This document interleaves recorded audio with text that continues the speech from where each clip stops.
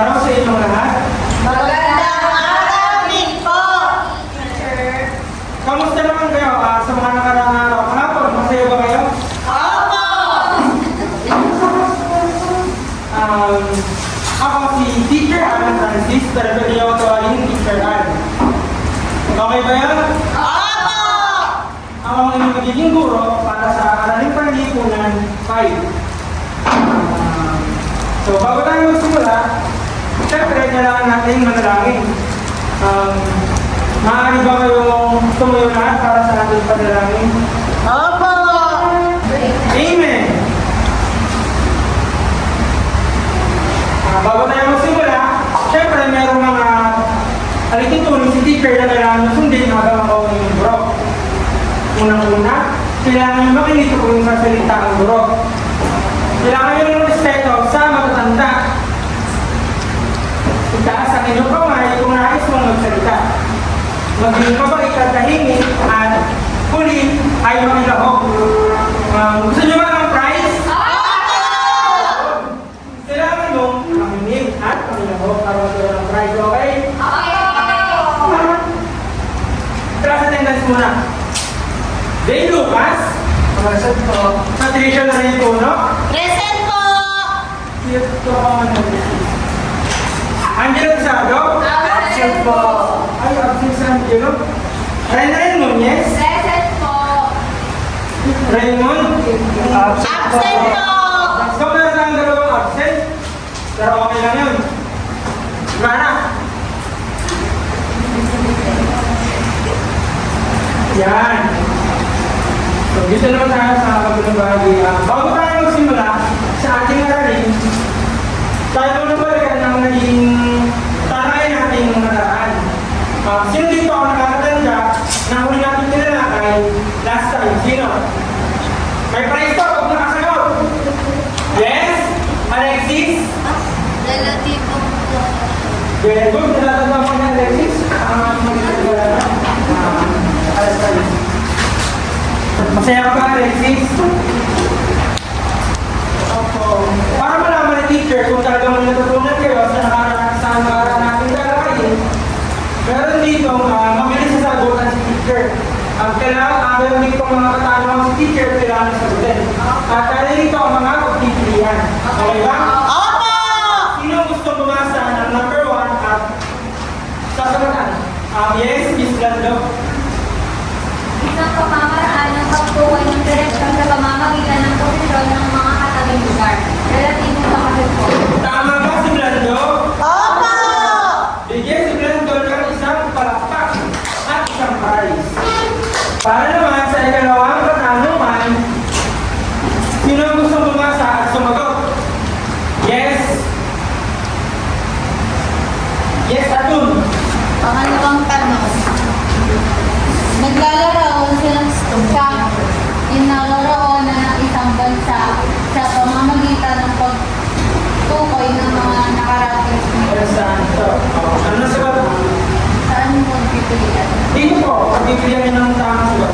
Ako. Ako po. Ayun po. Lokasyon. Insular. Tama ba si Atun? Mali po! Okay, sino gusto bumasa? Lokasyon pisinal! Tama ba si Kung gano'n, bigyan na namin sila ng isang palakpak. Para sa ikatulong katanungan, sino gusto sumagot at bumasa? Teacher, ito sa pagbuhit ng mapa ay gumagamit ng lokasyong insular. Tama ba si Miss Cortez? Tama po! Okay, bigyan natin si Miss Cortez ng isang palakpak at isang prize. Okay, naiintindihan at naunawaan pa rin ang lahat ng ating nakaraang aralin. Ano nga ito nakaraang aralin natin? Relativo lokasyon! Okay, very good. Ngayon naman ay aatasan kayo ng teacher na sumilig sa labas at inyong pagmasdan at obserbahan ang kapaligiran. So, bibigyan ng teacher na 2 minuto para obserbahan ang kapaligiran. Okay na ba? Na-obserbahan niyo na ba ang nasa labas? Opo! So, meron katanungan si teacher, ano inyo napansin sa kapaligiran at sa panahon? Yes, Dave Lucas. Makulimlim po, teacher. Makulimlim? Opo. Sigurado ka ba? Opo. Pag makulimlim, anong ginagawa mo? Naghahanda po ng payo kasi baka po umulan. Okay. Hindi na yung Boy Scout. Ako teacher. Ako Sino teacher. ba? Sino ba ang Ako teacher. Ako teacher. Yes, Miss. Paano? Ako po, nagtatanggal po ako ng sinampay po pag makulimlim, baka po kasi mabasa. Tumutulong ka ba sa nalo na huwag na ba? Opo! Ibig sabihin, masipag sa Miss Puno. Ano? Opo! Parang kang si Miss Puno. Hindi naman, ay ilang larawan dito, si teacher. Gusto niya na pagmasdan niyo at sabihin niyo kung ano ba ang inyong mga napansin sa larawan. Ayun, pagmasdan niyo muna kung ano. Okay na? Opo! Sino ang gusto mong sumagot? Teacher. Ako teacher, ako. Ako teacher. Teacher. Teacher. Teacher. Yes, Sen. Miss Espiritu. Ano yung napansin sa larawan? Ano po? May dalawang kaibigan tapos maaraw. Very good na araw. Sa isang larawan naman, sino yung gusto mo na magbiling na sila? Yes, Nunez. Maulan po, teacher. Maulan. Yes po, teacher. Bukod sa maulan, ano pa ang napapansin mo? Mga May mga nakapayong ba? May naliligo ba? nakakaway po. May naglalaro. Sa tingin nyo, ano kaya ang ating magiging aralin para sa araw na ito? Ako teacher. Ako. Ha? Sa tingin nyo? Teacher. Yes, Miss Ignacio? Iwas panahon po, teacher. Klima? Ano ba na? Pero si Miss Ignacio, ang aralin natin para sa araw na ito ay klima at panahon. Ngayon, ano nga ba ang panahon? Sino may gusto magbasa na ibig sabihin ng panahon? Yes, Miss Cortez. Ang panahon ay ang kondisyon ng atmosfera o himpapawid sa tiyak na oras. Matatagpuan ang Pilipinas sa mababang latitude sa itaas ng Ecuador kaya sa kawang bansa ng zonang tropical na naging dahilan ng pagkakaroon nito ng dalawang klima, ang tag-araw at tag-ulan. Ang Pilipinas ay isang bansang archipelago dahil ito ay napapalibutan ng mga tubig at kapuluan. Okay. So, meron limang uri ng panahon. Pero bago muna yan, ano ang sa panahon ito ay tumutukoy sa? Ang panahon ay yung tumutukoy ito sa Ako, teacher. Ikaw po. Ang panahon ay tumutukoy sa kalagayan ng kapaligiran. Very good, Miss Puno. Meron tayong limang uri ng panahon. Sabay-sabay natin basahin. 1, 2, 3. Maaraw, maula, umabagyo, maulan na panahon. Hangin. Kapag maaraw, ano sa tingin niyo ang magandang gawin? Kaya anong ginagawa niyo pag maaraw? Ang panahon? Miss Cortez, Kagsasan ay munang gabi. ibig sabihin tumutulong ka rin sa nanay yung Oo, mga masipag po. Very good, masipag si Miss Cortez. Sa maulan naman, ano ang kadalasan na ginagawa kapag maulan? Kapag maulan, Miss Ignacio, anong ginagawa niyo? Naglalaro po ng saranggola sa labas. Oo, pwede mo magkaroon sa ranggola. Kapag bumabagyo naman, ano yung ginagawa niyo? Yes, Miss Basilio, pag bumabagyo, anong ginagawa mo sa inyo? Ikaw? Natutulog ka. Tama kasi malamig ang panahon kapag bumabagyo, di ba? Ikaw Charles, ano ginagawa mo pag bumabagyo? Nagluluto ka ng masarap na pagkain. Kumain na? Yung masabaw. Yung masabaw, di ba? Nilaga.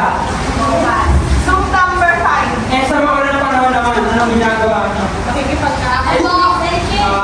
Ikaw, Arjun, anong ginagawa mo kapag maulan? Yun na po yung nagpapalo. Yun, dahil yun si Arjun, nagpapalaki. Para hindi mabasa ang ulan, ano? Sa mahangin naman, anong ginagawa niyo kapag mahangin ang panahon? Alam mo na yun, ha? Anong ginagawa mo kapag mahangin ang panahon? Natutulog po. Tutulog ka! Pwede na po na dahil mahangin, malamig. Ano pa kaya ginagawa kapag mahangin? Yes, Pepito! Papaligot po sa langgola. Very good, Pepito. Ang papagod sa ranggola. Ngayon naman, sino nito sa magbasa na ibig sabihin ng klima? Yes, Marjorie. Ang klima naman ay kalagayan ng atmosfera sa isang lugar sa mahabang panahon. May dalawang uri ng klima. Ang nararanasan ng mga bansang kabilang sa zonang tropical, ang tag-ulan mula Hunyo hanggang Oktubre, at tag-araw naman mula Nobyembre hanggang Mayo. Okay, very good, Hilario. So sinasabi dito na may dalawang uri ng klima. Anong uri ng dalawang uri ng klima? Tag-ulan po siya at tag-araw. Sa tingin nyo, bakit kaya dalawang uri lamang ng klima ang meron sa ating bansa? Dahil, Sa zonang tropical. okay, very good. Ang tag-ulan ay ating nararanasan tuwing Hunyo hanggang Oktubre. Samantalang tag-araw naman ay mula Nobyembre hanggang Mayo. Yun. So, may din yan ba lahat? Hindi naman katanungan about sa ating talakayan? Sigurado ba kayo? Ngayon naman ay gumamot tayo sa ating pangatang gawain. Panuto, gumawa ng concept map at isulat ang 5 uri ng panahon na mayroon ang Pilipinas. Ipastil ang gawa sa pisara at mag-atas ng isang tagaulat. So, group 1, group 2, group 3, at group 4. Ito ay mahusay. Bigyan natin ang mga sarili na 5 palakpak. Ngayon naman ay merong sunod na gawain ng teacher para sa inyo. Abrigo, maaari mo basahin ang gawain. Ang Pilipinas ay isang bansang arkipelago, kaya mayroon tayong dalawang uri ng klima at ito ay ang tag-araw at tag-ulan. Bilang pagpapahalaga sa kapaligiran, paano ninyo maiiwasan ang maaaring idulot nito sakuna? Ano ang magagawa ninyo sa inyong mga barangay? Gumawa ng isang sanaysay tungkol dito at isulat sa isang malinis na papel. Tapos na ba ang lahat? Kung tapos na ang lahat, maaari nyo bang bukas ang inyong papel tungkol sa kanan at dito naman sa kaliwa at makikitasan sa harapan. So meron dito teacher, si teacher. At narito sa loob ng taon ng inyong mga pagpipilian. Tag-ulan, tag-araw, maulap, maaraw, maulan, bumabagyo, at mahangin. Ngayon, tatawag si teacher or tigil si teacher ng estudyante na magsusulat kung saan ba nabibilang ang mga nakasulat sa kahon sa klima at panahon. So, sino gustong sumubok? Lando.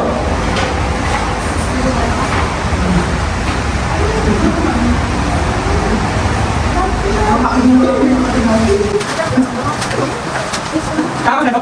Lando. Sino sumunod? Ito. Sino? Saka yung sumunod? Ito. Ay. Kapatid. Sumunod ba?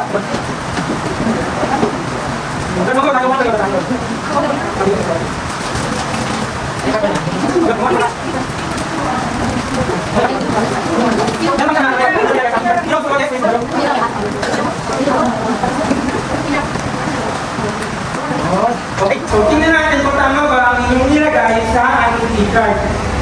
So sa klima, tama ba ang tag-ulan? Ang tag-araw? Sa panahon naman, di ba meron tayo mga uri ng panahon? Tama ba ang maaraw? Maulap? Or mahina? Mahangin? Bumabagyo? At ang huli? Okay, very good. Ang lahat ba ay naiintindihan at naunawaan sa ating aralin para sa araw nito?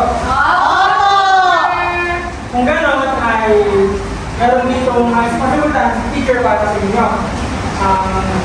Lahat ba maaari mo basahin ang ating panuto?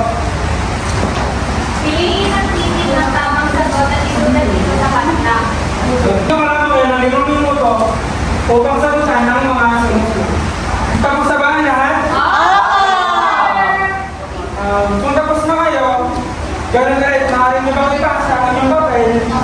papunta sa kaliwa at dito naman ay papunta sa kanan. At ipasa sa harapan. At para sa inyong tatlong aralin, kayo ay magdadala ng isang mapa ng mundo upang mapag-aralan ang klima sa iba't ibang panig ng mundo. Naintindihan ba? Yun, so tapos na ang ating aralin para sa araw na ito. Ano nga ulit ang ating pinag-aralan? Klima.